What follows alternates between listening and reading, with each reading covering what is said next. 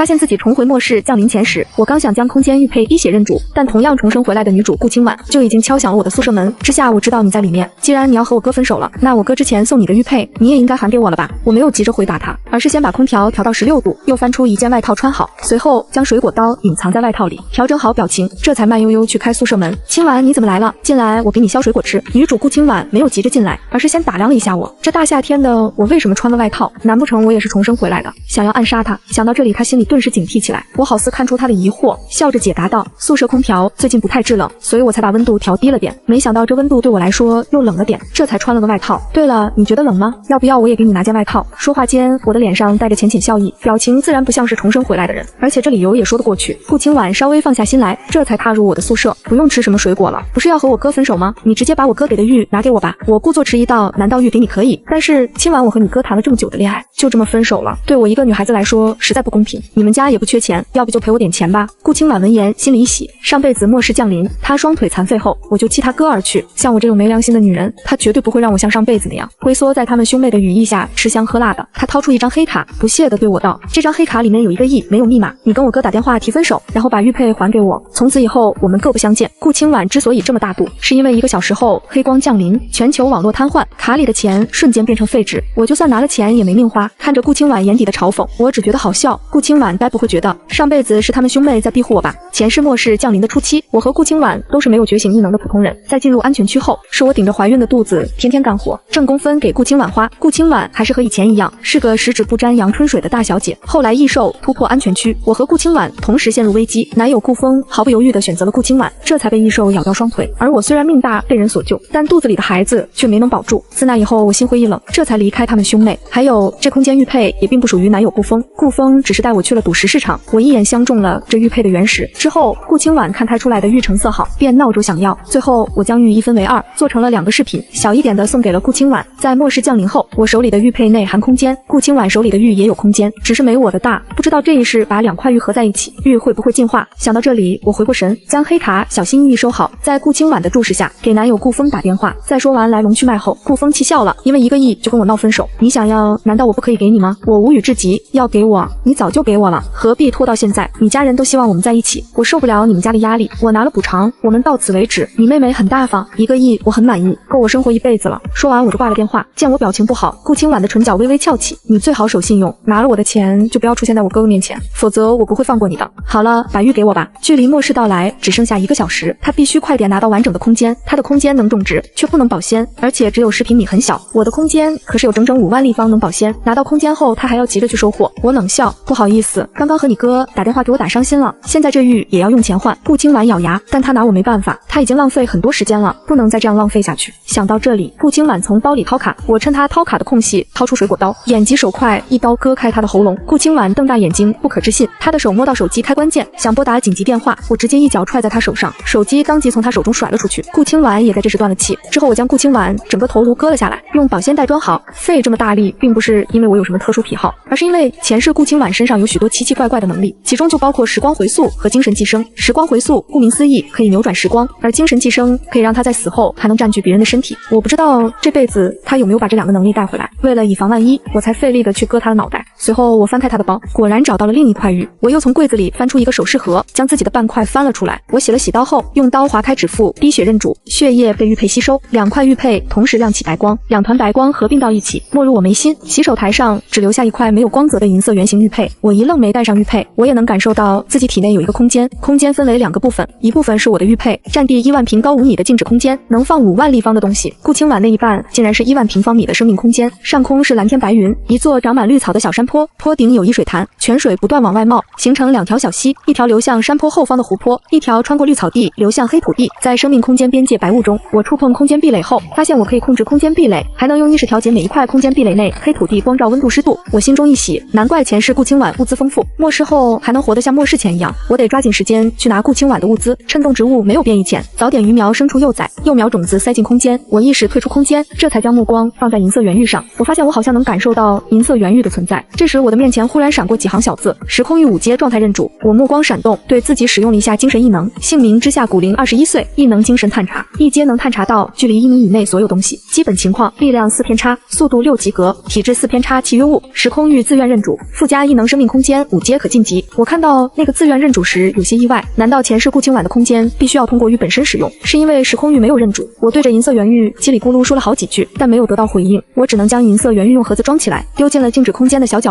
我打开手机，现在是下午5点15分，距离末世只有45分钟，我得抓紧时间了。我把顾清婉尸体丢进空间，然后把宿舍里属于我的东西全部收进空间，戴上遮阳帽、口罩、墨镜，从顾清婉的包里翻出车钥匙，边走边用平板下载全国乃至各省地形图、国道图、公路图、农作物分布图、种子库所在地、全国加油站分布图、厂房分布图、千年古树分布图。很快走出了宿舍，我在停车场迅速找到顾清婉的车，我在车里翻了翻，翻到了好几串钥匙。顾清婉名下的商场，在我早上重生回来时就下令关闭，到现在应该已经清场了，就等着拿到我的空间玉佩去装东西。时间有限，我驱车去了距离自己最近的一家，等红绿灯的间隙写清单规划。我也不想等红绿灯，但是这个时间点路上人多车多，不然撞到人耽误的是我的时间。我抵达商场时距离末世只有20分钟，顺利进入商场后，我将门反锁。另一边顾风一直打不通顾清婉电话，他只好亲自开车前往海大。毫不知情的我在商场里拼命的收。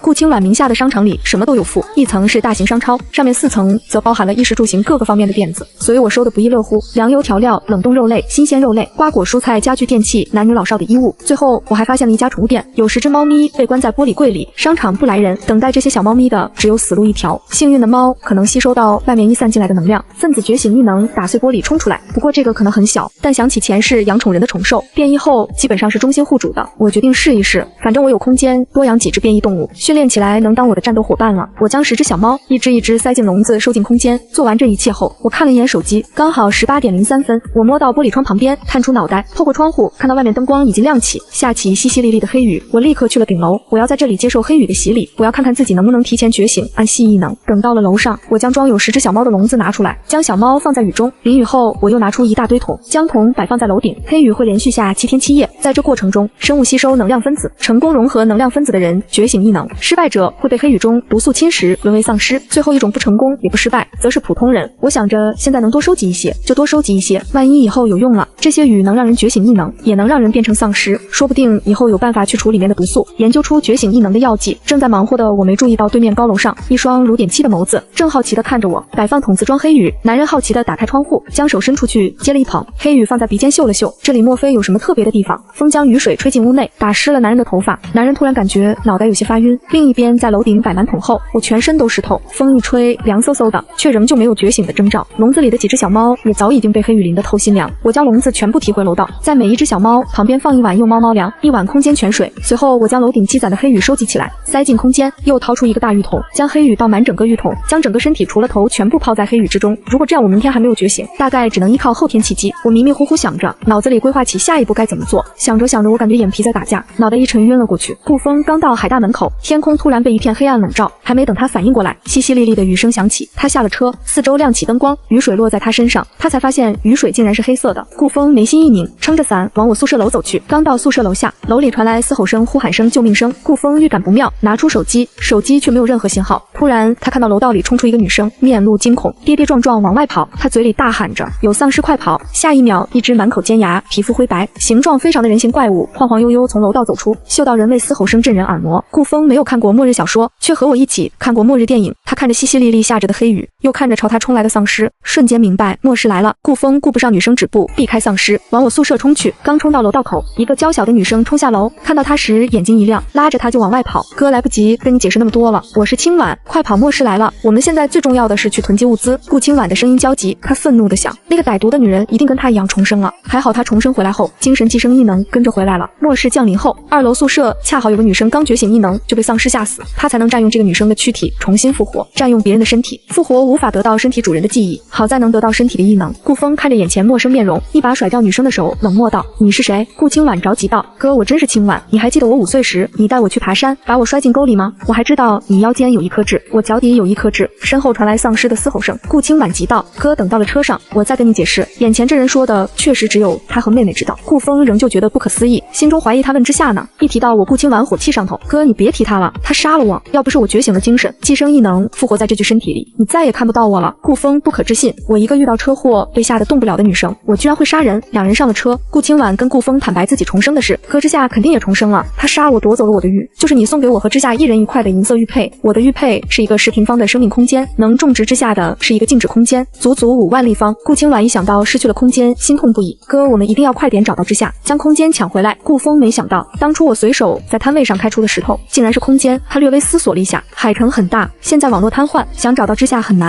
而且按照你说的，之夏也是死了才重生的，那他前世在末世混了多久？觉醒了什么异能？顾清婉被问住。末世第1年年末，你被变异兽咬断双腿，之夏弃你而去，跟着一个男人去了京城。之后我再没见过之夏，不知道他活了多久，也不知道他觉醒什么异能。听到他抛弃自己，顾风眼中闪过几分寒意。他居然抛弃我，杀我妹妹，还抢走妹妹的玉佩。之夏知不知道你觉醒精神寄生异能？顾清婉摇摇头，不知道。他抛弃我们的时候，我还没有觉醒异能。顾清婉又道，对了哥，你多淋些黑雨，一定会觉醒强大的雷系异能。我现在是空间异能，不过现在的空间很小，只有10个立方，顶多只能装些生存物资。黑雨过后会下大暴雨，海城迟早被淹，我们要尽快离开海城。我在城郊仓库囤了很多物资，还有汽油，但是不拿到空间，我们根本带不走多少东西。顾风表情凝重地点点头。很快一晚上过去，浸泡在黑水中的我感觉自己全身滚烫，烧得我整个人昏昏沉沉。等身上的温度慢慢降下，意识渐渐回归，强烈的饥饿感和虚弱感瞬间涌上心头。我缓缓睁开眼，空间一片明亮，阳光落在我眼睫上，投射出一片剪影。看着浴桶里变清的水，我心中一惊，刚想从浴桶站起，腿一软又栽了回去。好饿！我从浴桶之中爬出，意识沉入静止空间，找了3颗士力架翅，吃了后我才感觉自己有些力气，全身湿哒哒黏糊糊，还散发着一股子臭味的我跳到溪水之中洗了个澡。山脚下的小溪大概有2米宽，越往上越窄，山顶的灵潭约有5平米，咕噜噜冒着泉水，溢出的泉水往山坡两边分流形成小溪，潭里带着一丝丝能量，水质好又甘甜，以后干旱我也不会缺水喝。溪里的水可以当生活用水，有时间在草坪上造一间木屋，还有厕所。一边想着，我一边动用精神异能探查小潭一品灵泉蕴含微弱能量，可净化微弱毒素，常年饮用延年益寿，可晋级。看到可晋级，我一愣，能晋级？这小潭竟然真是灵泉，只不过作用没有那么逆天，能晋级是好事，问题是灵泉怎么晋级？生命空间是5阶，灵泉才1阶，灵泉显然和生命空间不是一起晋级的，这个问题暂且被我搁置。现在最重要的是我有没有觉醒异能。我洗完澡，穿上干净清爽的衣服，擦干头发，立刻用异能探查了一下自己。古龄21岁，异能一精神探查，使身体完全阴影化，进入一种半物质状态，在此期间可免疫大多数物理攻击，穿过栏杆、钥匙孔等狭小缝隙契约物。时空域附加异能，生命空间5阶。我看到化身为影时震惊不已，前世我的暗系异能刚觉醒时，只能让我遁入阴影之中，达到隐匿的效果，根本没有这么逆天。成为阴影还能免疫大部分物理攻击，使用10分钟异能就会耗尽。现在才刚觉醒，我就能化身为影1小时，这简直是收取物资、刺杀敌人的最好能力。我喜滋滋，我催动体内异能，发现自己整个身体变成了半虚化的黑影。异能用了才1分钟，我感觉自己饿得慌，往嘴里塞着士力架出了空间。刚出空间，长着尖牙的小猫冲我而来，我催动异能化身黑影，小猫的爪子从我身体穿过，我没有任何感觉。然后我就发现自己这异能的弊端，我变成了半虚体后无法攻击到别人，意识沉入空间，从空间找了把剔骨刀收起异能。等到丧尸小猫再冲过来时，我眼疾手快，一刀解决了丧尸小猫。杀了丧尸小猫后，我才发现四周明明一片漆黑，我却能一清二楚。难道是我的暗系异能带来的特殊能力？10个笼子里的小猫有5只变成丧尸猫。银狐缅因大了一圈舔着爪子的猫，抬头看我时姿态高了。小金渐层正将碗里最后一点猫粮清空。火焰布偶猫睁大一双薄荷蓝眸子，好奇地盯着我。最让我意外的是，蓝猫小折耳猫竟然也大了一圈，没有变成丧尸猫，成功变成变异兽。许是被我刚刚杀丧尸小猫吓到，这回正窝在笼子角落瑟瑟发抖。最后一只笼子空了，我先将4只没有变异的小猫收进空间，目光落在刚刚杀死的丧尸小猫身上。这只小猫一定觉醒特殊能力才能出笼子。我用刀砍开丧尸小猫的脑袋，没有找到晶核，只能作罢。剩下的5只丧尸小猫全部杀了，才走出楼道，化身为影。我也不知道自己在浴桶里睡了多久，放在楼顶接黑鱼的桶竟然全满了。我突发奇想，对黑鱼使用精神探查。黑鱼蕴含不明物质，一行简短的字让我忍不住皱眉。意识沉入静止空间，操控空间，凝聚空间壁垒，在角落里划分出了1000个立方，用来存放黑鱼。其他东西堆得太杂，我的空间被占了将近1半面积，东西堆得乱七八糟的。高5米的空间，很多地方上方都是空的。我打开手机，看着手机显示的日期，我才发现我睡了整整1天。现在已经是第2天晚上8点了，必须尽快行动起来。黑暗成了我最好的保护色。我一身黑衣，戴着头盔，骑着小电驴，穿梭在各个街道，无视追赶我嘶吼着的丧尸，无视搭讪我的人。电驴驴是我路边捡的，钥匙还没拔车，主人要么成丧尸，要么被丧尸啃了。末世来临，城市乱成一团，海城本就人口密集，车辆密集，开汽车容易堵，小电驴、自行车、滑板才是逃命首选。末世第2天，绝大部分丧尸的行动还没有成年人跑步快，基本上也没有晶核。现在杀丧尸对我来说纯粹浪费时间，能躲则躲，异能也要省着点用。按照计划，先后潜入五金店、刀具店、电动车店、药店。五金店收各种工具，刀具店收刀。末世后，一把武器很重要。我在刀具店找到好几把趁手的匕首，其中一把黑色匕首最合我心意。进入路边药店时，有人已经开始偷拿药品了。药店售货员变成丧尸倒在了地上，脖子流着黑色的血才末世。第2天，绝大部分人也意识到世界变了，聪明大胆的趁着混乱开始往家搬运物资，尤其是食物和药品，让原本就混乱的城市变得更加混乱。更多的人躲在家里，害怕淋到黑雨变成丧尸，被丧尸咬。我每次进店都会先将电源切断，我能夜视黑暗，也是我这个暗系异能者最好的保护。有人看到我偷偷切电源，当即想阻止，提着棍子攻击我，下一秒我整个人消失在黑暗中，吓得那人半死。末世第2天能觉醒异能的人很少很少。我穿着披着一身黑色雨衣，戴着口罩墨镜，他只看到了我的身形，没有看清我的脸。紧接着，药店里的药品以一种极快的速度消失，我拿了东西就跑，趁着混乱收取需要的物资。我并不是路边所有店铺都进去，一是没有那么多时间，二是全收空了，空间没那么宽，还会断绝其他人的生路。我的空间能种地，以后也能产出。收了药品、工具、零食、衣物后，我去了码头。码头亮着灯光，黑暗中我看到一队穿着军绿色的人进入码头，我掉头就走。末世已经过了1天，国家早就反应过来，集结人手，先管控大批量物资，再去处理群众。黑雨过后是连续1个月的大暴雨，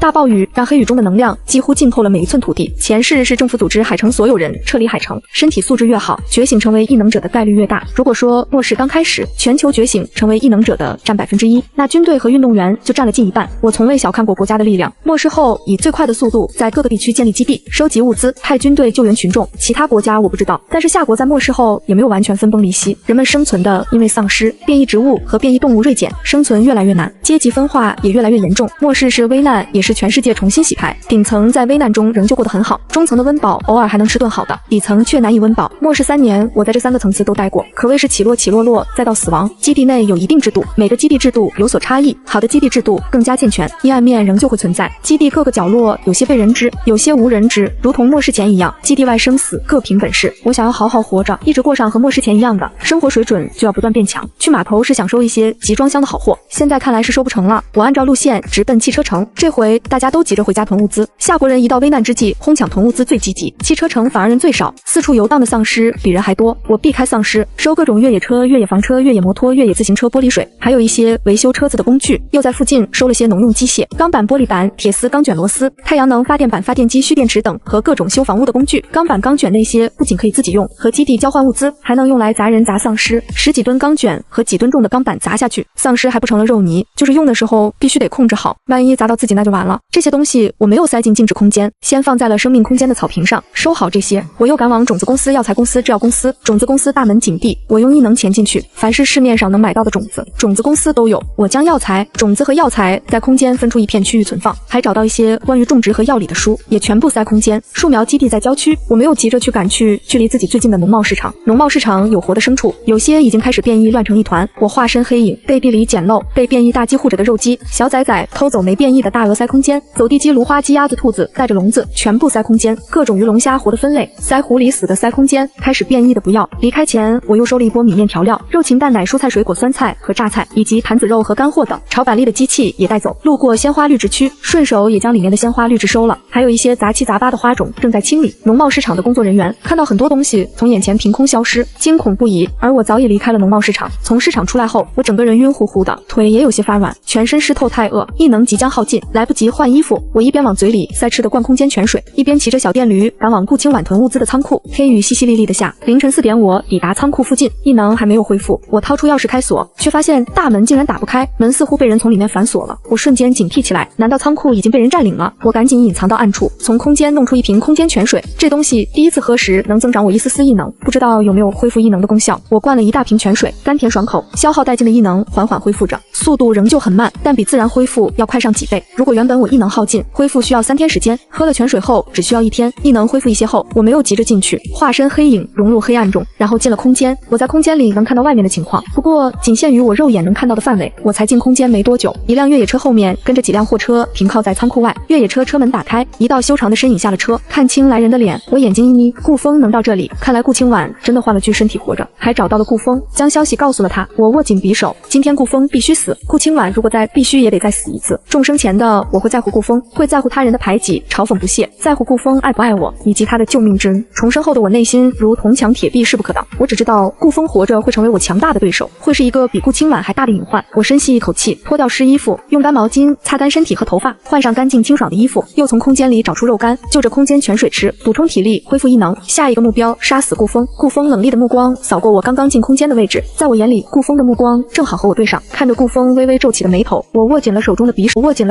首，才漠视第二天竟然如此敏锐。他现在应该已经觉醒了雷系异能，雷系具备物理攻击和法术攻击，我也不知道自己能不能躲过。等到顾风成长起来，我很难杀他。前世顾风实力和男主不相上下，是女主除了男主外最强大的助力。顾风总感觉有什么东西在盯着自己，让他后背发凉。雨水打湿了衣服，寒意席卷而来。顾风又觉得是他想多了。我看着顾风走到仓库门口，先重重地敲了2下门，又连续敲了3下，最后敲了2下，如此反复3次，吱嘎声响起，大门一个穿着黑皮衣外套、身材娇小的女生打开。哥，你终于来了！顾清婉心中一喜。空间里我听到女生的话，唇角微勾。顾风迈步走进仓库，车上下来的几人也跟着进入了仓库，一共有7人。我认识其中4个顾风，2个保镖，助理林州秘书文之。我冰冷目光从戴着银色边框眼镜的林州脸上扫过，前世这4人都是顾风队伍里的人。比起2个保镖的瞧不起，暗中使绊子和文之的冷嘲热讽，林州和顾清婉合伙想要我命，甚至还将我推进丧尸堆里害我被咬。我运气也是好，没变成丧尸，不过也没觉醒异能。我被顾风赶出队伍。那天林州对我起了色心，带着那2个保镖想对我下手。或许同为女子文之看我可怜，发现后拦下了林州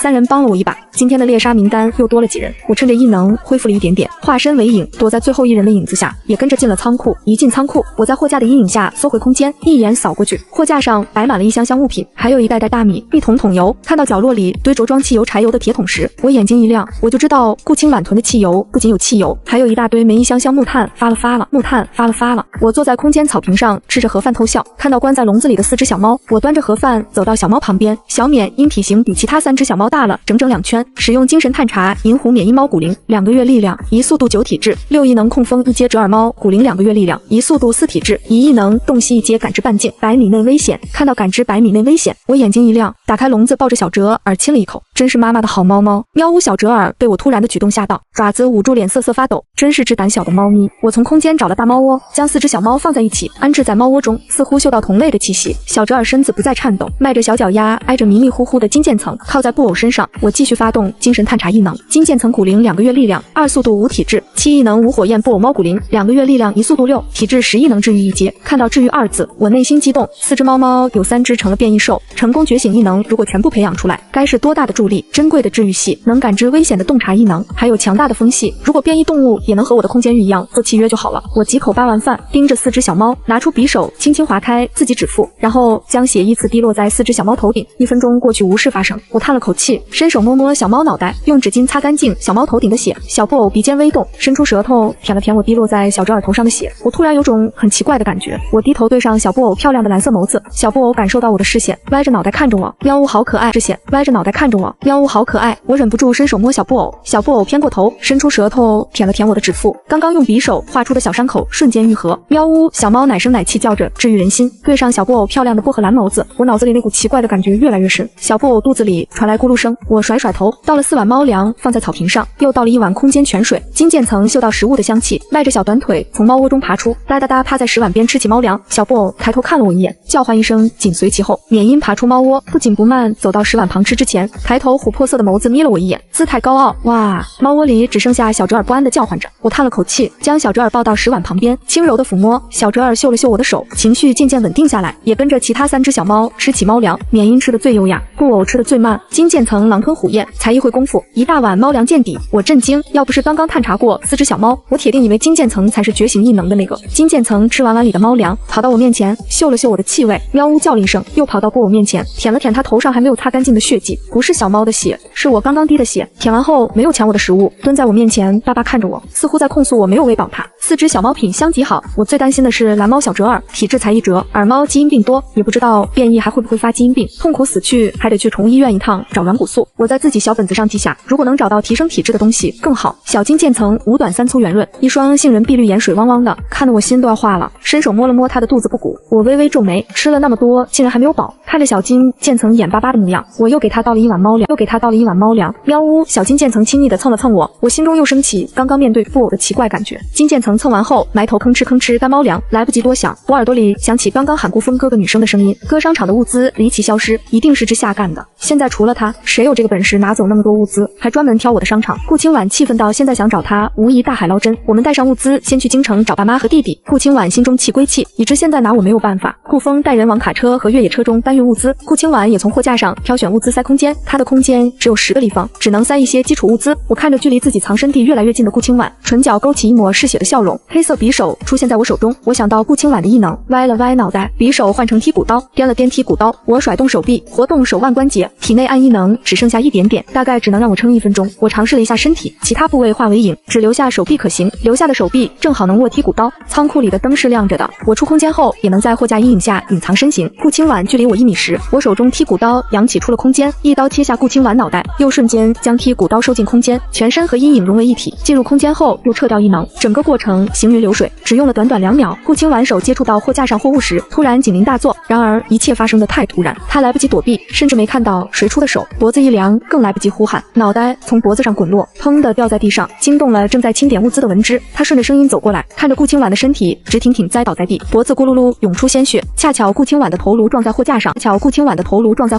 转了个方向，滚到他脚边。啊！文之发出刺耳尖叫，站在原地，身躯颤抖，动弹不得。所有人被他的声音吸引，外面的丧尸听到尖叫声也朝仓库靠拢。文之发生了什么？林州第一个赶到文之身边关心问。文之伸出手，颤颤巍巍指向顾清婉的尸体。林州瞳孔一缩，其他几人大惊失色。仓库还有其他人，所有人警惕起来，却没有人敢去查看顾清婉的尸体。尖叫声过后，仓库死一般的寂静，恐惧在几人心中蔓延，直到顾风从外面走了进来。他察觉到气氛不对，外面又传来丧尸的嘶吼声，立刻关上仓库大门。顾风出现，几人仿佛有了主心骨。更重要的是，死的人是顾风的妹妹。顾清婉闻之，哆嗦着身体走向顾风，声音带着恐惧：“总裁，你妹妹她死了。”顾风面色骤然一变，他越过几个货架，嗅到了浓郁的血腥味，看到了顾清婉的尸体，人手分离。清婉，顾风上前被林州拦下：“顾总，现在情况不明，我们还是小心为好。”顾风想到妹妹的异能，目光从身侧的文之扫过，随后打量起周围情况，除了货架外，都是一些装在箱子里的物资，箱子不大，根本塞不进一个人。顾总，我听到什么东西砸在地上的声音，立刻赶了过来，刚到就看见大小姐的身体直挺挺栽倒在地，然后头颅滚在了我的脚边，没有看到任何人影。文之情绪稳定了些，说起刚刚的场面，仍旧后怕不已。8人拿着强光手电筒，将附近能隐藏人的死角里里外外翻了一遍。1个小时过去，仓库里除了物资和他们，根本没有外人。空间里，我一刀切了顾清婉的头颅后，手被震得发麻。我活动了下手，花了好几分钟才在空间里找到磨刀石。有空必须得整理一下空间意识。磨刀石，有空必须得整理一下空间意识。找东西都要找好几分钟以后，东西再多一些，杂一些。危急时刻，我无法做到随取随用。我在空间里磨刀，顾风带着人在仓库四处转悠，试图寻找出杀死顾清婉的凶手。我将磨好的刀斧头匕首一字排开在草坪上。在我杀人磨刀的功夫，金渐层吃完自己猫粮后，似乎是见我不在，将小折耳挤开，抢了他剩下的猫粮。金渐层气势汹汹，小折耳不敢反抗，畏畏缩缩后退，跑到旁边的小布偶旁边吃着小布偶。碗里的小布偶性子温和，不仅没有驱赶可怜兮兮的小折耳，还舔了舔他粘在脸上的猫粮。然而金渐层吃完小折耳的猫粮，又跑去吃小布偶的小布偶，来者不拒，3只小猫一起吃一碗猫粮。金渐层吃得最快，一下子猫粮见底了，没有猫粮。小布偶伸了伸爪子，悠悠然跑到旁边喝水。小折耳跟着他，在小折耳眼里，小布偶最好看，身上总散发出一种让他安心又舒服的气息。金渐层似乎还没吃饱，又盯上了缅因的粮。缅因淡漠地瞥了金渐层一眼，比金渐层大2圈的体格，在金渐层眼里气势十足。金渐层犹豫了一下，还是冲到缅因的食碗前。喵呜！小缅因是只护食的，一声猫叫，一阵风将金渐层吹倒。金渐层重新爬起，又哒哒冲向缅因的食碗，又被缅因用风送走。如此往复，小缅因才刚刚觉醒异能很快耗尽。金渐层毅力十足，最后2只小猫谁也不服谁扭打起来。刚开始缅因轻柔的打，犹如他用风轻柔的将金渐层吹走，金渐层却使出吃奶的力气，重重的拍向小缅因。小缅因愣了一下，全身毛发炸起，扑向金渐层。我一直警惕空间外的情况，伺机而动，只要顾风出现在我1米内，我就立刻化身为引出空间，将顾风弄死。等了1个小时，顾风一行人寻找凶手无果，也没有在顾清婉死的地方发现任何异常。顾风走近蹲下查看顾清婉尸体，目光落在他没有脑袋的脖子上。从伤口上看，妹妹是被人一刀切掉头颅，可什么样的人才能如此迅速？顾风想到了妹妹，说她是我杀的，我还得到了她的生命空间，身体也能进入，我还开走了她的车，车里有仓库的钥匙，难道我真的隐藏在仓库内？顾风又觉得不可能，妹妹已经死了，换了具身体，总不可能妹妹换的这具身体主人恰好和我有仇。一瞬间，顾风脑子里想了很多，我我化身为引出空间的那一瞬间，林州察觉到异能波动，突然喊了声小心，顾风立刻站起。我被打乱了节奏，眼神一凝，直接将顾风收入空间，意识一动，在顾风进入空间的一瞬间，事先准备好用来砸人的重达10几吨的钢卷猛地从他头上砸了下去，顾风瞬间被砸扁，松软的草地砸出一个坑，刺目的鲜红从钢卷下流出，大活人突然消失，其他人吓傻了，鬼有鬼！身材魁梧的保镖大喊着冲出仓库，其他人预感不妙，转身就跑。林州再次察觉到异能波动，面露惊恐，刚转身跑了没2步，一把匕首从阴影中飞出破空而来，正中林州后脖颈。对我来说，林州这个前世和顾清婉一起算计，欺负我的主谋必须死，又恰好林州距离我的位置最近，现在不杀以后恐怕没机会了。看着2个跑掉的保镖，我眼神暗了暗，现在去追人追不上，而是追不上，但是我记仇以后遇到也不会手下留情，前世我的痛苦不是顾清婉一人造成的，他们是帮凶。至于文职，在我最无助的时候帮了我恩怨一笔勾销，再见就是陌生人。很快仓库外传来车子发动机的声音，聚集在仓库门口的丧尸也追着几人一起离开。我从黑暗中显露身形，意念一动，剔骨刀在手，在林州震惊的目光下砍下他的头颅，用棍子在林州脑子里捣鼓一番。我找出一粒黄豆大小的白色晶核，我唇角勾了勾，真不愧是主角团里拥有探查异能的军师。才末世第2天，脑子里就产生了晶核。我用水将晶核清洗后，没有急着吸收，先揣进兜里。吸收晶核需要时间，我现在还有更重要的事情要做，将林中的尸体用大纤维袋装好。我在静止空间里划分出一个区域，放林州的尸体，带血的异能者尸体，对变异植物和丧尸来说具有很大的吸引力。仇人的尸体，废物利用一下也不错。随后我切断了仓库的电，我能夜视，灯光对我而言并不能给我带来安全感，黑暗才是我最好的保护色。我走到顾清婉的头颅边，如法炮制，也在里面找到了一枚银白色黄豆大小的晶核。我刚刚看到顾清婉收东西，应该是空间系。我使用精神探查姓名，田小小状态，死亡异能空间一阶。看完信息后，我微微皱眉，我应该在杀顾清婉前用精神异能探查一下，顾清婉占用他人身体后会不会显示精神寄生异能？是我失策了，我自我反省，将尸体装进纤维袋中，晶核用水洗干净揣兜里。一番折腾下来，我感觉自己腰酸背痛，累得不行。从昨晚觉醒异能苏醒开始，我一直在精神紧绷的状态下，高强度工作10个小时，要不是觉醒了异能，身体素质提高，我之前的身体怕是撑不到现在就晕了。我的身体太弱，以后不仅要修炼异能，还要每天坚持锻炼。处理好尸体，我开始收取物资。我再一次感谢顾清婉，物资准备的如此齐全，药品、食品、衣物等各种各样都有。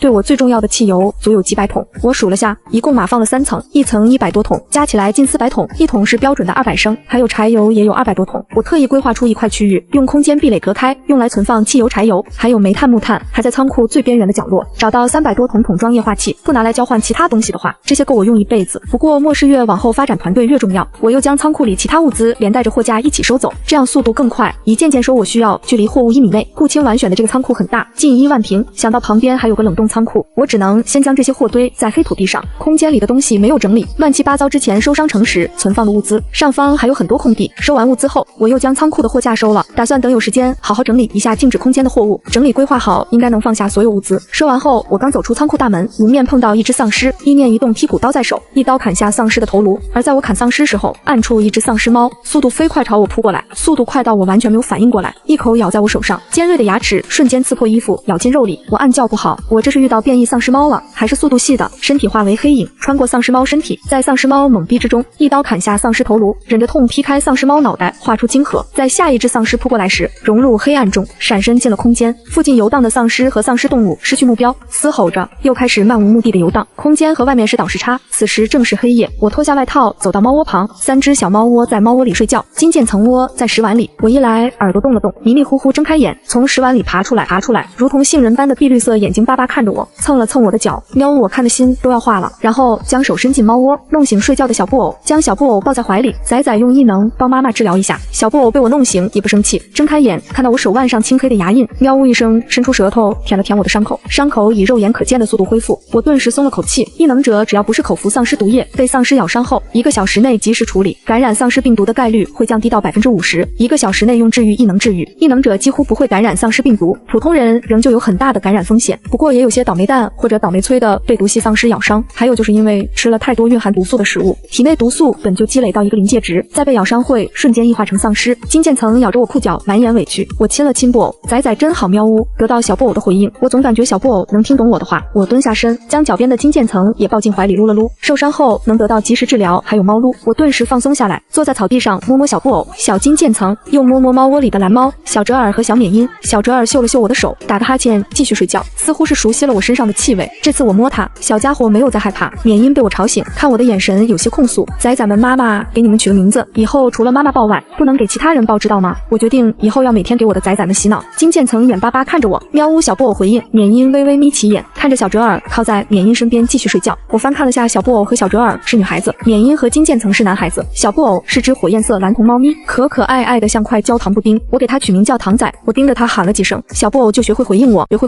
糖仔喵呜。糖仔看着我，皮仔我喊的是金渐层。我发现这只小猫最好动吃的最多，没有得到回应。我给皮仔倒了一碗猫粮，再喊皮仔喵呜。皮仔喵呜一边吃还一边回应我，可谓情绪价值拉满。我都怕它出门被一袋猫粮拐跑了。玄仔我喊小缅因，小缅因冷冷地看了我一眼，我手指戳缅因玄仔喵呜。得到回应后，我收回手喊小折耳福仔。无论我怎么喊喂猫粮，还是轻轻戳它，小折耳只会睁着一双棕黄色眸子看着我，一副呆呆傻傻的样子，看得我心里慌慌的。崽崽真的能训练成为侦查组的一员吗？给小折耳取名福仔，也是希望我的小折耳是只有福气的猫猫，不要发病，一直健健康康的。我逗弄了几只崽崽，检查了一下崽崽的身体，除了皮子吃得多外，没有其他问题。4只崽崽只有皮仔吃得多，会不会是觉醒异能的征兆？我对皮仔丢了一个精神探查金渐层皮仔骨龄，2个月力量，3速度5体质，7亿能无主人之下状态控诉主人。我看到主人之下时，我心中震惊，难道滴血认主真的成功了？到底什么时候成功的？还想探查小折耳时，脑中却传来刺痛感，探查失败。我猛灌一瓶空间泉水，精神探查异能耗尽了。我算了算，从昨天晚上8点醒来到现在，上午9点过去13个小时，我的探查异能用了10次，恢复速度很缓慢，比我的暗异能慢1倍。如果暗异能耗尽后完全恢复需要3天，喝泉水后1天，那我的精神异能耗尽后完全恢复也需要2天。皮仔和糖仔认了主，玄仔却没有。我开始回忆和猫仔们接触后发生的事。糖仔帮我治疗，舔了我的血，皮仔舔了躺在毛发上我的血。在之后，我对2只崽崽有一种奇怪的感觉，难道那是契约联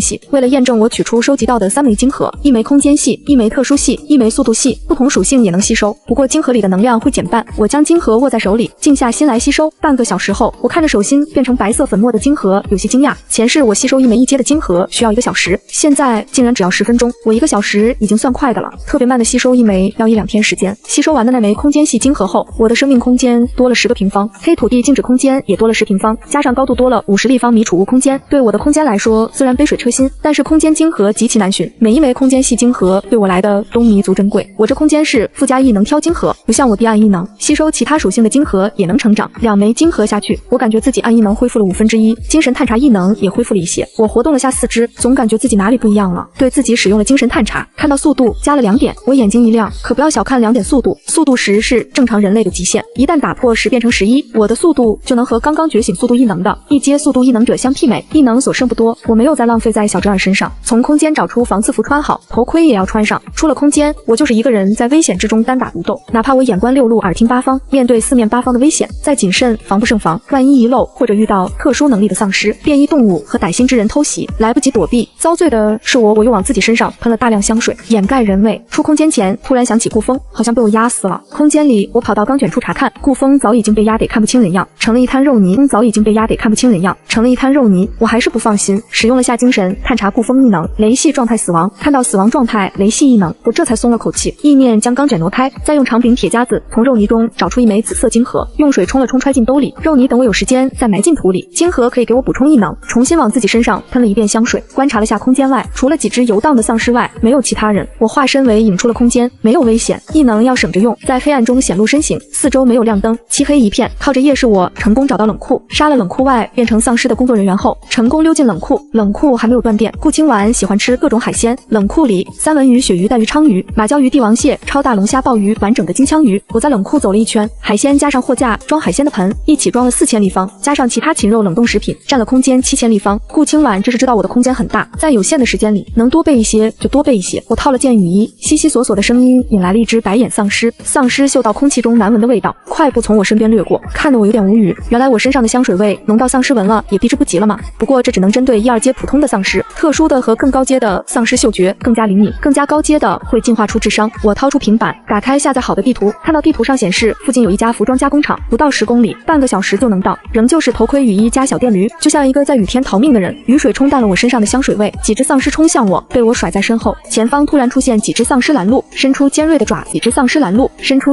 子，嘶吼着朝我而来。身后响起汽车驶来的声音，我赶紧避开泛着金属光泽的黑色越野车，撞飞丧尸从丧尸身体上碾过。透过车窗，我看清了车里里男子的侧颜，我的目光瞬间冷了下来。安云渡书里的男主，也是前世顾清婉来杀我的帮手。这是我第2次见安云渡，第1次是我前世死的时候，我在盯着黑色越野车的同时，越野车上一个面色苍白的女孩正透过车窗看着我。我骑着小电驴跟在黑色越野车身后，雨水打在我身上，在女孩眼里狼狈不堪。哥哥，我们要不要帮一帮那个姐姐？她问。安云渡透过镜子，隔着一层水雾，猛地对上我冰冷犀利的眸子。我察觉到自己不正常，连忙收敛神情。有安云渡的车在前面，也能帮我扫清前方障碍，不用异能在这个时候出来逛的，其实普通人。安云渡眼神明显落寞。哥哥穆俊叔叔也在海城，我们和他一起走好不好？他需要照顾他，亲生母亲没空管你，那是你小叔叔注意言辞。云哥撇嘴，还以为他不知道，穆俊叔叔只是爷爷奶奶的养子。穆俊叔叔的父亲当初为了保护爷爷而死，穆俊叔叔的生母不要他，是爷爷奶奶收养了穆俊叔叔。穆俊叔叔长大后，他的生母生病，又来找穆俊叔叔。云哥不知道为什么，哥哥从小对穆俊叔叔有意见，每次问起哥哥都闭口不言。雨刷器刷掉了玻璃上的水雾，安云渡看着被车撞死的丧尸，指尖轻触车窗，漂亮的杏仁眼一眨不眨地看着黑雨淅淅沥沥落下。末世来了，他没有觉醒异能，病情恶化，也不知道自己还能活多久。少女的眼神愈发暗淡，安云渡眼神瞥到少女苍白的脸，唇瓣紧绷，车子缓缓减速，我瞬间警惕起来。随后我看着黑色越野车掉头朝城区走去，我懵了，透过车窗对上一双清澈的杏仁眼，少女看到我露出一个真诚苍白的笑，车子远去，我化身为影追了上去。我见过那个少女，和安云渡在一起，又在海市，难道是安云渡末世初期死去的妹妹安云哥？丧尸挡道，车子慢了下来，黑雨模糊了视线，一道黑影悄无声息溜进了越野车，冒着寒光的匕首凭空出现，划向安云渡喉咙时，他的脖颈散发金属光泽，挡下了致命一击。下一秒，另一把匕首狠狠刺入他的心脏，又狠狠拔出消失，整个过程短短1秒，让人反应不过来。安云渡猛地吐出一口鲜血，车内响起他妹妹安云哥惊恐的呼喊，哥哥，他什么也没看到，只听到利器刺入心脏的声音，瞬息间匕首消失，哥哥胸口出现一个血洞，诡异可怕。我想再次下手割掉安云渡头颅，以除后患。安云哥身上突然亮起刺眼光芒，我看着浑身被金属覆盖的安云渡，察觉不妙，咻的一下钻入空间，躲在空间里静静地看着车里2人。我听到安云哥声嘶力竭的哭喊，冷眼看着安云渡在金属光泽散去后渐渐没了呼吸，用精神探查异能，探查了一下安云渡和安云哥，前者状态死亡，后者觉醒了异能，身上亮起一道白色保护罩，能将我的影子隔绝在外。雨水打在越野车的车窗上，丧尸的爪子挠着车窗，安云哥颤抖着身体启动车子逃离我的空间，在哪里进去出去就是哪里，不会跟随安云渡车子移动。我看着那辆越野车渐渐远去，心中对安云渡的仇恨散去。车子远去后，我出了空间，直奔服装厂。至于安云渡的妹妹独自一人在末世里能不能活下去，和我有什么关系？前世除了爱我的亲人外，有谁在乎过我能不能在残酷的末世活下去呢？末世就是这样残忍又冷血。我知道前世安云渡救过很多人，护过很多人，是国家最强异能者之一，可安云渡救的很多人中并不包括我，我只知道前世安云渡因为顾清婉将他推下18楼惨死，这一世我要他的命也是报仇而已。我成长起来也能保护很多人，这和他杀人并不冲突。我大概就是这样的人，自私残忍却又有一点善良，收物资时都不会想着空间能装多少收多少，而是装自己想要的需要的，要不然我生命空间高度不限，说不定真的能清空海城。我不想一旦清空所有物资，海城那么多人能活下多少？前世我是那些人中的一员，我不能因为自己有了伞把别人的伞给撕了。我记得书里安云渡有一个觉醒冰系异能的机遇，我吃了不一定觉醒异能，但是这种宝贝我想试试。我在小本本记上，服装厂很大，游荡的丧尸也多。我进入服装厂前，给自己全身喷满香水，收了一部分缝纫机械西装，那些没收卫衣、防晒服、休闲服、牛仔类、运动类、棉服、睡衣，乃至布匹和制作羽绒服的材料全收了。收完后，化身黑影进入空间。现在是中午12点，等到下午6点，末世第3天正式到来。我已经连续忙了16个小时，打算休息一下，晚上猎杀一波丧尸，看看能不能收集几枚金盒用来补充异能，再去闯牧场苗木基地和宠物医院、宠物食品加工厂。自从知道自己能契约变异兽后，我内心就有多养几只变异兽，训练成战斗伙伴的想法，尤其是狗子。想到这我愣了下，皮仔好像不是变异兽，那他是怎么被我契约的？我想不明白，干脆就不想了，弄出煤气罐，搭了个灶台，趁烧热水的时间拿盒牛肉盖饭，坐在草坪上吃，真香！好久没吃到酱牛肉了。皮仔嗅到饭菜的香气，从猫窝里爬出，冲我喵喵叫。我吃了一碗盒饭，还没有吃饱，摸了摸皮仔肚子，拿了个大海碗，倒了一大盆猫粮。皮仔似乎对猫粮失去了兴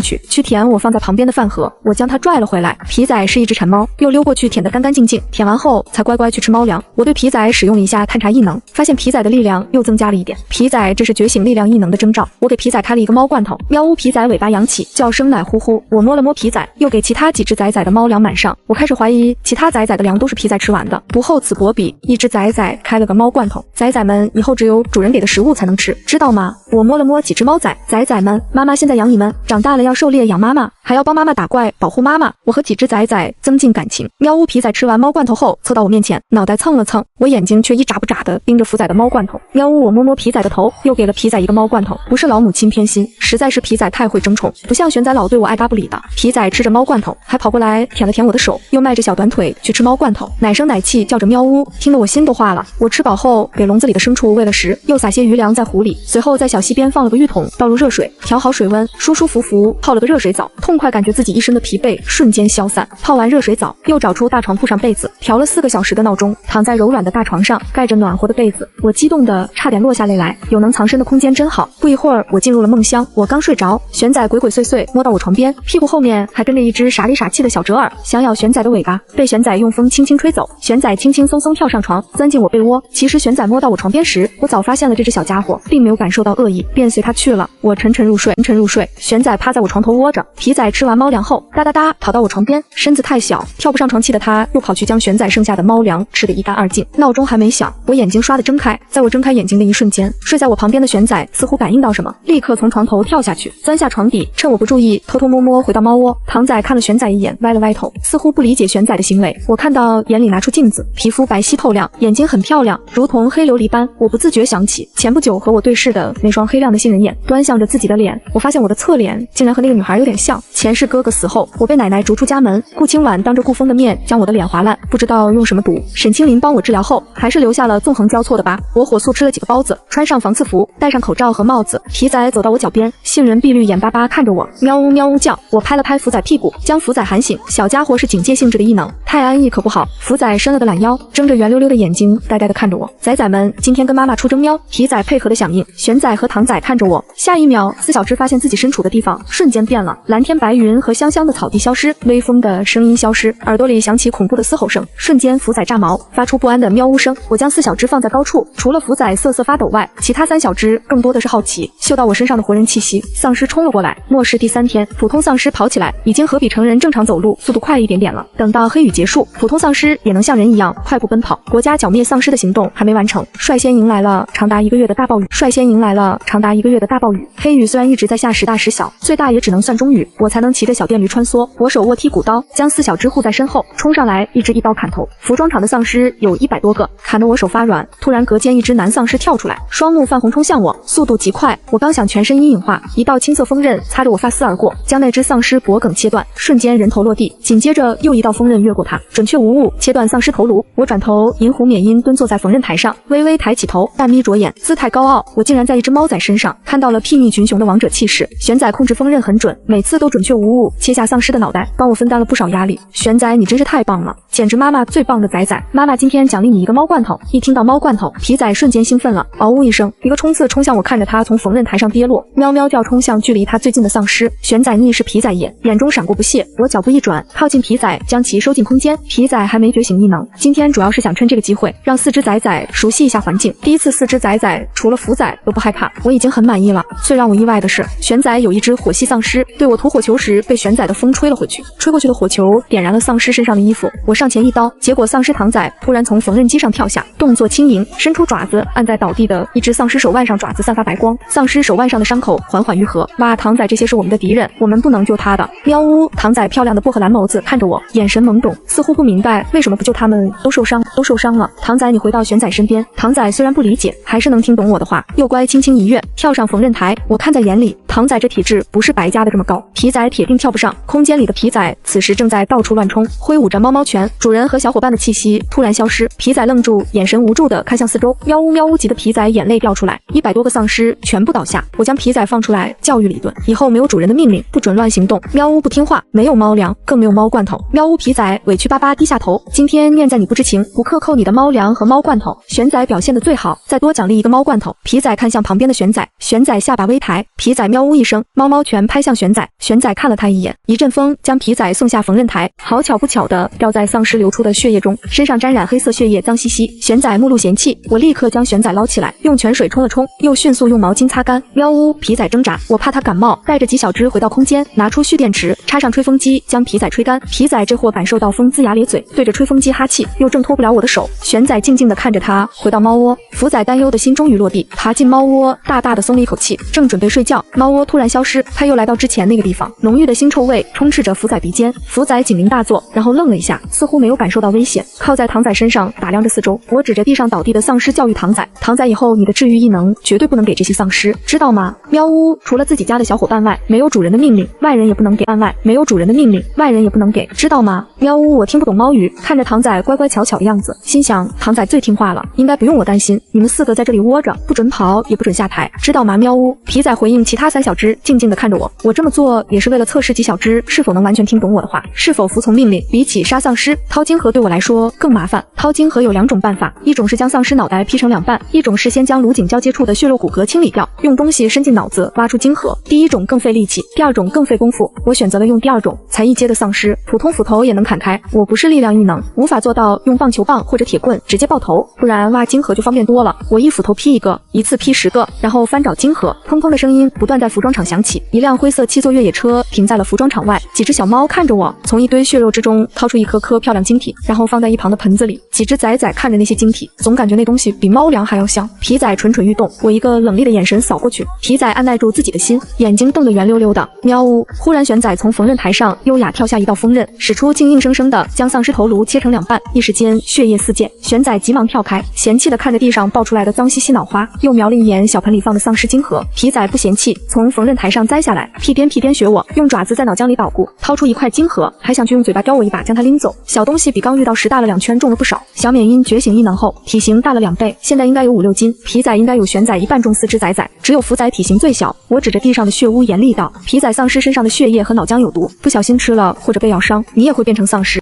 变成丧尸后，主人会像之前杀丧尸小猫一样把你杀掉，那样你就再也吃不到猫粮猫罐头了。我用水将皮仔冲了一遍，冲干净后，服装厂还有电，又用吹风机给它吹干毛。喵呜！我训斥皮仔弄得脏兮兮的，再去舔毛看不毒死你。我可没忘记，皮仔认主是舔了躺在毛毛上我的血迹。喵呜！皮仔对着吹风机哈气，我给了皮仔1巴掌，孩子该打就得打。皮仔委屈我凶巴巴的，听到了吗？喵呜！皮仔低着头，我教训皮仔时，玄仔勤勤恳恳帮我切丧尸头颅，直到异能耗尽才跳上缝纫台。福仔看到皮仔被打，吓得打了个哆嗦，紧紧挨着唐仔。唐仔好奇地看着。处理完皮仔后，我继续劈剩下的丧尸头颅。突然，福仔发出警惕性的嘶嘶声，满地无头尸体中四处都是劈开的头颅，丧尸血和脑浆飞溅。我白皙的脸上沾染几丝黑色血迹，几缕发丝垂落额前，骨相精致，戴着手套，手持斧头，冷厉的目光扫过来时，吓得许向阳和周易2人浑身一僵。沈清林推着温月越过许向阳和周易2人，跨越层层叠叠的尸体。温月的目光和我对上之一眼，温月觉得我美得危险，像带毒的幽兰。沈清林盯着我的脸，有一种熟悉感，似乎又觉得完全不一样。身后的周易突然震惊出声：知夏！我看着他被绳子绑住手，试探性道：周易，你真是知夏？周易不可置信看了一眼满地的丧尸，又看了一眼提着斧头劈丧尸头颅的我，记忆里温柔柔弱的邻居妹妹变得如此凶猛。我大学到底读的啥？末世才过去2天，不是2年吧？我应了声，淡淡扫了他一眼，被丧尸咬了。周易露出一丝苦笑：是啊，被丧尸咬了挺过去，有可能觉醒异能。周易父母和我养父母是好友，一起合作开农场。周易大我4岁，我们是邻居。养父母死后，是周叔叔帮我保住了父母遗产，才没有被其他亲戚夺走。我没有选择继承父母的农场股份，将股份卖给了周叔叔。养父母去世前1年，我和周家还有来往。后来我的心思渐渐落在顾风身上，本来想撮合我和周易的周母，知道我有男朋友后也放弃。我和周易关系越来越疏远，不过我会时不时寄些海产品给周叔叔、周婶婶。周叔叔、周婶婶偶尔也会寄一些家乡的特产给我，关心我，邀请我去玩。我没有回京城，一回去但凡被熟人看到，又要应付一群不熟悉的亲戚。我记得好像周婶婶跟我提起过，周易是新城农大研究生，还谈了个女朋友，跟他是同一个专业的。真的吗？周易眼里亮起一抹希冀。我点头继续劈丧尸头颅。周易看着满地的丧尸，心想：难道我是被丧尸咬伤后觉醒了异能，然后把这里的丧尸全杀了？我点了点头，继续干自己的事。我和我朋友能在这里休息一下吗？这里是我清理出来的，他们要留下得征求我的同意。随你。我声音冷淡。这里有退烧药，要给周易发烧，可以吃退烧药，谢谢。不过我不能拿你的，我们自己有药。周易将药给许向阳，许向阳将药还给了我。他看我有些害怕，将药放在了距离我很近的缝纫台上。周易感觉自己身体已经开始发烫，意识也有些模糊，还真如我所说发烧了。我去车里拿药。许向阳说着往外跑，周易拉住他走向厂房，距离我很远的一个角落，咬着牙道：先将我捆在柱子上再去，如果我变成了丧尸，不要犹豫，立刻把我杀了。许向阳红了眼，1个小时前他才刚刚杀了赵括。周易、赵括和温月都是他最好的朋友。许向阳没有回话，将周易捆在柱子上，出了服装厂，搬了不少东西放在周易旁边，拿出退烧药和矿泉水喂周易喝下。还好温月前天发烧，沈姐给他买了药。许向阳嘀咕着。沈清林看着我从丧尸脑袋掏出不同颜色的漂亮晶体，将温月推到一边，上前笑着礼貌道：“小美人，我帮你劈这些丧尸头颅，你能不能告诉我，你挖这些晶体是干嘛用的？”我抬头，沈清林和顾清婉是同一种美人明艳，因为是表姐妹的关系，两人长得还有几分像沈清林，身上却有顾清婉没有的亲和力。前世我遇到过很多坏人，很少遇到好人，绝大多数是不好不坏的人。不好不坏的人在恶劣的环境下会越来越坏，却仍旧能保留一丝善的本性，在保全自己的同时，能因为某件事、某个时间又露出一点微弱善意。那微弱的善意不亮不耀眼，却能照亮一个濒死之人的路。在沈清林刚进来时，我已经注意到了，现在的我和沈清林不认识，自身也不是个自来熟的人，顶着一副刚砍完丧尸的脸去找美女搭话，我总感觉怪怪的。没想到沈清林竟然主动问我可以，我顺手从空间里掏出一双手套和一把斧头。沈清林没想到看起来冷冰冰的我会答应，当即愣了下，见我凭空变出东西，便知我觉醒了空间异能。许向阳能放水，温月还觉醒了念力和木系双异能，我觉醒空间异能好像也不奇怪，可惜他没有觉醒异能。沈清林豪爽接过我的斧头和手套，然后他拍了拍脑门，重点是挖晶体，不是劈丧尸脑袋。我疑惑地看了他一眼，沈清林笑着将斧头还给了我，我有手术刀，可以直接将丧尸脑子里的晶体挖出来，随你，我只要晶体。沈清林看了一眼，我从脑中挖晶体的位置掏出手术刀，切开一道小口子，镊子伸进去一夹，一粒比黄豆稍微大一点的晶核被他丢到我的盆里，速度比我快很多。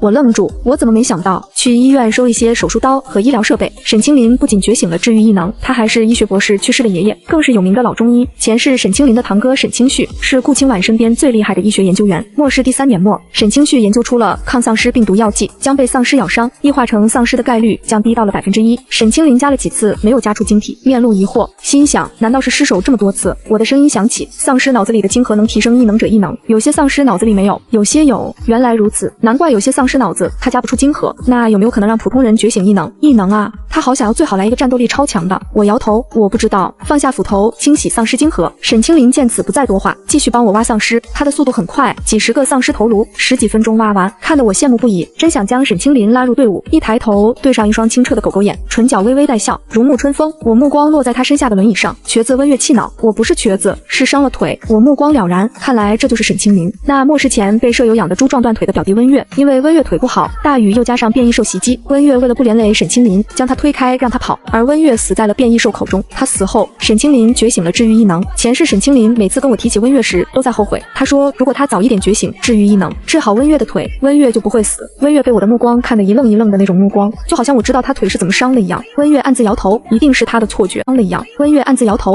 他的错觉。商场楼顶黑雨，温月突然道：“什么？”我语气疑惑。温月见此笑了笑，不再说话。我的身形很像商场楼顶用桶子装黑雨的人，他不过试探一下，是不是对他来说也没有任何影响？因为那人装黑雨，他好奇打开窗户，用手接了一盆舔了舔，发烧后才能觉醒异能。我用空间异能装点雨而已，看到又如何？从始至终我都不打算隐瞒空间异能，暴露空间异能才能过好日子。不过只打算暴露空间，储物和保鲜种植绝对不能暴露。只有顾清婉的空间能种植，空间异能也能分很多种，有像我奶奶觉醒的那种空间很大，只能储物的，和我的静止空间差不多。因为像我哥那种储物空间小的可怜，还不能保鲜，攻击力超猛的。想到这我愣了下，空间异能十分稀少，好像在明家并不稀少。我奶、我哥、我堂弟现在又加一个，我都拥有空间异能。奶奶末世刚开始就觉醒了储物空间，所以明家在末世初期刚到来时囤了很多货。明家也有不少人觉醒异能，末世后明家才能渐渐发展壮大，几乎掌控全市的高层。奶奶讨厌我，一是觉得小姑姑的死是因为我恨我，巴不得死的人是我；二是奶奶讨厌我妈妈，小姑姑是女警，末世前查到她在新城的消息去寻，这一去再也没有回家。前世爸爸妈妈刚将我带回明家，奶奶和明心就开始针对我。明心是我丢后奶奶带回家的，本想让我爸妈收养，但是我爸妈不肯，一定要将我找回来。然后明心由我奶奶带大，一直备受奶奶宠爱，爸爸妈妈不想看到我受委屈，从明家搬了出去。在那之后我眼神暗了暗，我必须要在末世第1年年末赶回京城，这1年内我需要变强变强再变强。我目光落在沈清林身上，末世前中期一个人的话，只要够强也能活得很好，等到了后期，除了丧尸外，动植物全部变异进化，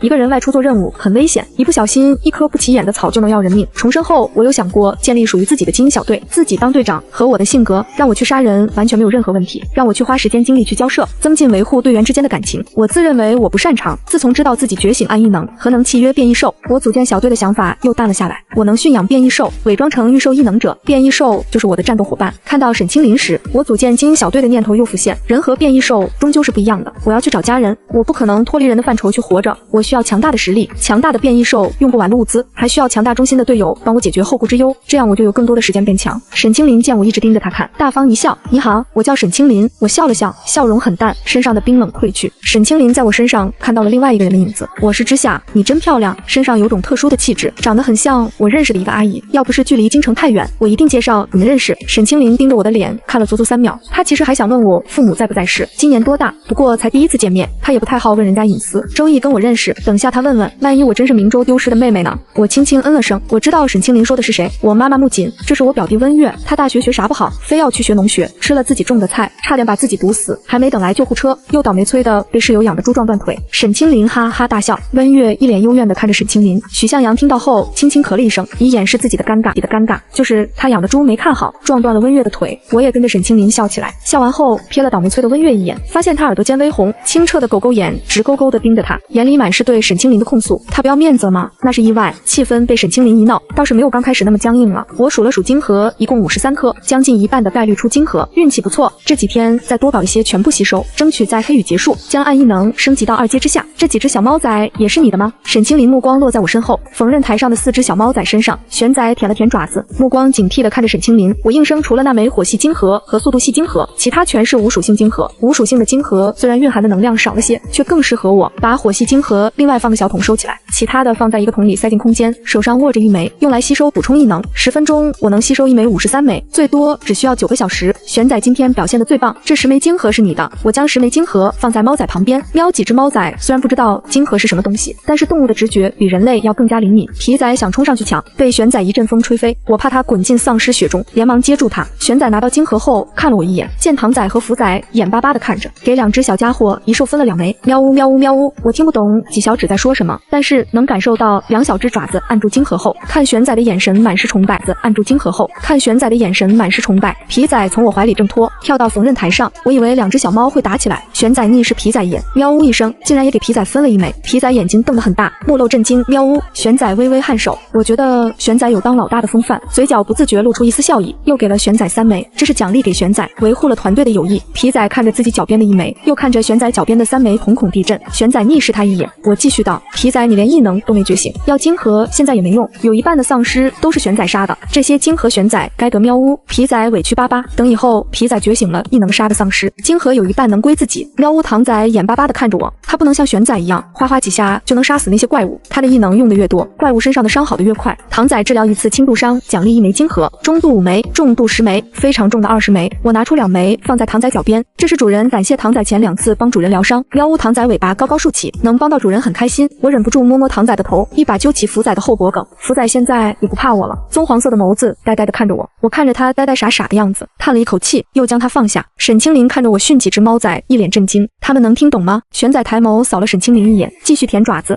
看着福仔呆呆傻傻的样子，抬起爪子拍了拍他的头，喵呜喵呜。我不知道2只小猫交流了什么，福仔竟然点了点头。玄仔爪子按在金核上开始吸收，福仔和唐仔有样学样，皮仔眼珠子滴溜溜转了一圈，也将爪子按在金核上。我说完后将斧头收进空间，见我在收拾东西，沈清灵连忙问，你这是要离开？突然周易嘶吼一声，吓了众人一跳。我顺着声音看过去，只见周易面色涨红，青筋暴起，他感觉自己浑身发烫，像是被火烧一样，意识仿佛被黑暗吞噬。周易狠狠咬了咬舌头，刺痛感让他恢复意识。他想到了我的话，一定要撑过去，他还要回家，回去找爸妈，去找楠楠。许是毅力发挥作用，周易感觉自己身体的温度慢慢回归正常，浓烈的饥饿感涌上心头。周易缓缓睁开眼，对上几人担忧的眼神。我抱着一个盒子，盒子里看出几个毛茸茸的脑袋。一哥，你现在觉得怎么样？许向阳问。他应该觉醒了异能，可以感受一下。我出言提醒，许向阳连忙帮他解开绳子。周易伸手一堆土出现在手心，土系异能。周易哈哈大笑，我觉醒异能了，我没有变成丧尸，我真的觉醒异能了。沈清灵笑了笑，你们仨真不愧是学农学的。温月念力加木系，许向阳水系，周易又来个土系，真是绝佳的种地人。旋即他又叹了口气。